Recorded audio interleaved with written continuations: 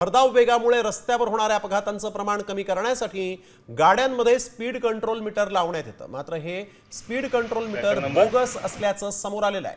नावाला electronic meter आहेत, मात्र यांच्यामुळे वेगावर नियंत्रण येत नसल्याचं धक्कादायक वास्तव समोर आलेलं आहे। विशेष म्हणजे या स्पीड मीटरसाठी चौपट शुल्क घेऊनही त्याचं बिलही बनावट दिलं जात असल्याचा आरोप टॅक्सी चालकांनी केला आहे। आणि या संदर्भात आमच्या प्रतिनिधी वैदेही काणेकर यांनी टॅक्सी चालकांसोबत या घोटाळ्याच्या आरोपांचा घेतलेला हा वेध पाहूया। सध्या वाहनं वेगाने जातात, त्याच्यामुळे अपघात मोठ्या प्रमाणात होतात। सरकार या निमित्तानं काही कारवाई का करत नाही असं जेव्हा सरकारला विचारलं जातं, तेव्हा त्या ठिकाणी वाहनांना एक स्पीड लिमिटसाठी काही मीटर लावणं अपेक्षित असतं असं देखील सांगितलं जातं। कारण हे फक्त एक डब्बा लावला जातो, त्याच्या व्यतिरिक्त काही नाही। वेग नियंत्रण ह्या डिव्हाइसने होत नाही। आत्ता सरी तुम्ही अधिकाऱ्याला सांगा ह्या गाडीचं स्पीड चेक करा, गाडी 100-80च्या वर आत्ता पळेल जाणार।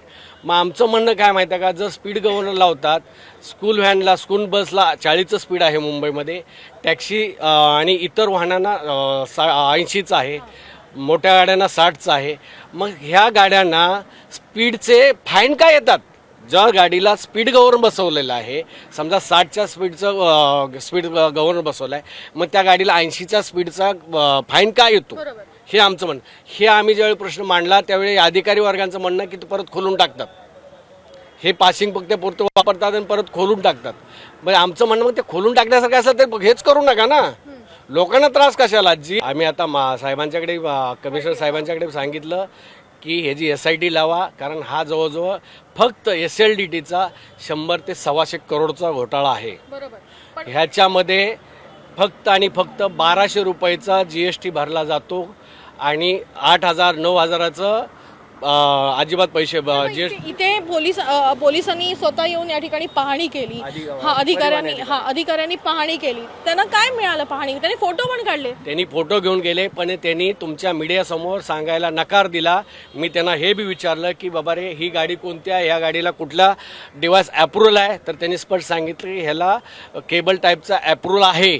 मग त्यांना मी हे बोललो की साहेब, मग हे अप्रूव्हल आहे, मग हा डिव्हाइस कोणता हे तुम्ही सांगू शकता का?